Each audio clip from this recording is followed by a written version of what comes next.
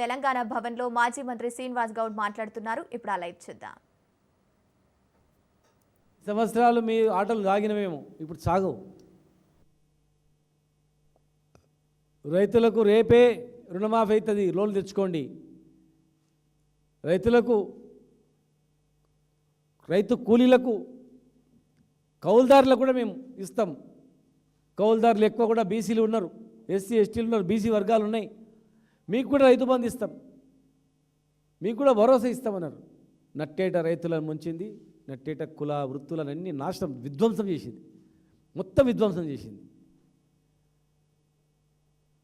అత్యధిక బీసీలలో బతుకుదెరువు చేపలు పట్టుకోవడం, అత్యధిక శాతం గొర్రెలు మేపడానుకోవడం, అత్యధిక శాతం చేనేత పనులు చేసుకోవడం, అత్యధిక శాతం చెట్లెక్కి గల్లు గీయడం, అత్యధిక శాతం బట్టలు ఉతుకోవడం,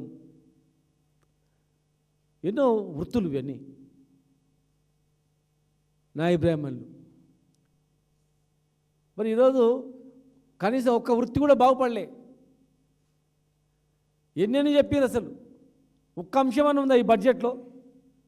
3 లక్షల కోట్ల పైగా ఉన్నటువంటి బడ్జెట్లో 56% అని మీరే డిక్లేర్ చేసిర్రు. 60% పైన ఉన్నా కూడా. మరి 56%కి మీరు ఇచ్చిన బడ్జెట్ ఎంత? 3.85 అంటే 3.85%. 56%లో ఇప్పటి వరకు ఖర్చు చేసింది 5,300 కోట్లు మాత్రమే ఈ 2 సంవత్సరాల్లో కూడా. సంవత్సరానికి 20,000 కోట్ల బడ్జెట్ ఇచ్చి 5 సంవత్సరాల్లో 1,00,000 కోట్ల బడ్జెట్ ఇస్తా ఉన్నటువంటి మీరు ఆ 3 లక్షల పైగా కోట్లు ఎవరివి? ఈ వర్గాల వాళ్ళు పన్ను కడితేనే వచ్చిన డబ్బులు. ఈ వర్గాలు మొత్తం కూడా ఈ ట్యాక్స్ రూపాయలు ఇచ్చిందే బడ్జెట్. అది 56% పైగా బడ్జెట్ పెడతామని చెప్పి, 1,00,000 కోట్లు పెడతామని చెప్పి 56% జనాభాకు మీరు ఇచ్చేది 3.8%, 85%. ఇది ఎక్కడ ధర్మం? మా ముదిరాజు సోదరులను బీసీ ఏ గ్రూప్లో వేస్తున్నారు, ఏమైంది? 100 రోజులలో గొల్ల కుర్మలకు 2వ విడత స్కీమ్ ఇంప్లిమెంట్ చేస్తామన్నారు. డబ్బులు బ్యాంకులో వేస్తామన్నారు, ఏమైంది? మున్నూరు కార్పొరేషన్ ఏమైంది? మత్స్య కార్మికుల కార్పొరేషన్ ఏర్పాటు చేస్తామన్నారు. చేప పిల్లలు మొత్తం గల్లంత అయిపోయినాయి, గొర్రెలు మొత్తం ఖతమైపోయినాయి.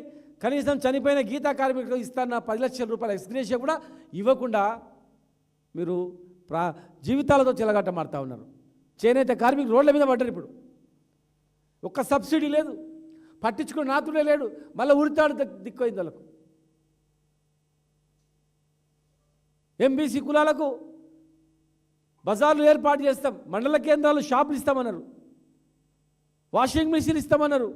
ఏమైపోయినాయి? ఎక్కడ పోయినాయి మీ వాషింగ్ మిషన్లు? ఎక్కడ పోయినాయి? ఈ వర్గాలు మీకు బట్టలు ఉతకపోతే మీరు బట్టలు తొడుతారా? ఈ వర్గాల వాళ్ళు మీకు కటింగ్ చేయకపోతే మీరు ఏ రకంగా ఉంటారో ఆలోచన చేసినరా? ఈ ప్రభుత్వంలో ఉన్నటువంటి వాళ్ళందరూ కూడా శ్రమదోపిడి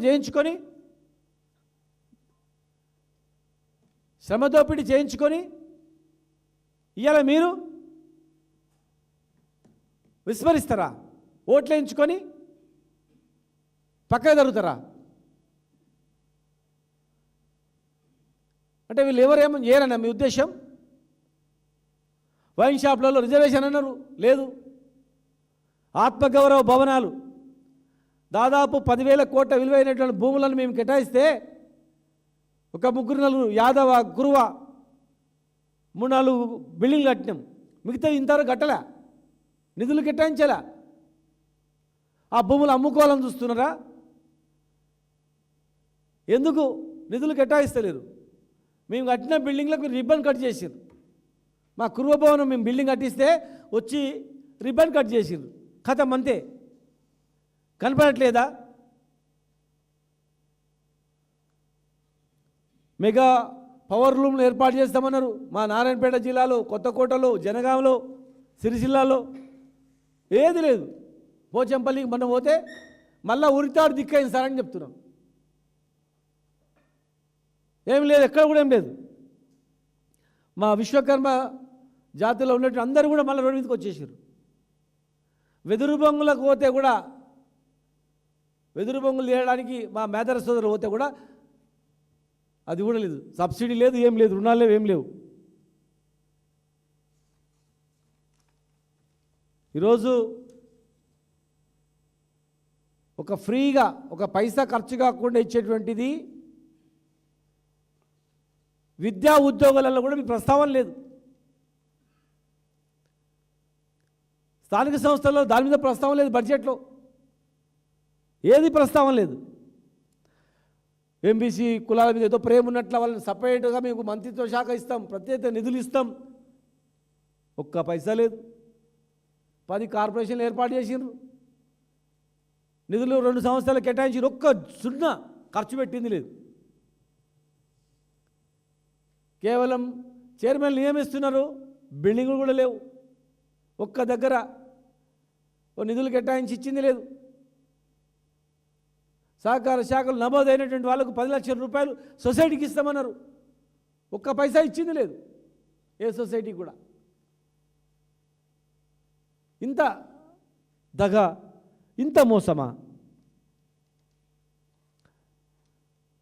ఎడ్యుకేషన్లో ఫీజు రియంబర్స్మెంట్ బీసీ కులాల చదివిన అందరికీ ఇస్తామన్నారు, మెరిట్తో సంబంధం లేకుండా. ఇలా 12,000 కోట్ల రూపాయలు, దాదాపు 12,000 కోట్ల రూపాయలు బకాయి ఉంది ఫీజు రియంబర్స్మెంట్ కింద. ఈ వర్గాల్లో చదువుకున్నటువంటి విద్యార్థులకు ఈరోజు సర్టిఫికేట్స్ ఇవ్వట్లేదు. కాలేజీ యాజమాన్యాలు ప్రైవేట్ కాలేజీలు నడుస్తలేవు, బంద్ అవుతున్నాయి. ప్రైవేట్ కళాశాలలో సిబ్బందికి 2.5 లక్షల మందికి జీతాలు ఇస్తలేరు, మీ ఫీజు రియంబర్స్మెంట్ ఇవ్వనందుకు. జీతాలు లేవు అక్కడ. గురుకులాల్లో తిండి సరిగా లేదు, మెనూ లేదు, అక్కడ నిధులు కేటాయించింది లేదు. గురుకులాల్లో ఉన్నటువంటి విద్యార్థుల పరిస్థితి అగమ్య గోచరంగా ఉంది. పేద బడుగు బలహీన వర్గాల జాతులు ఇలా కొట్టుమిట్టాడుతూ ఉన్నాయి.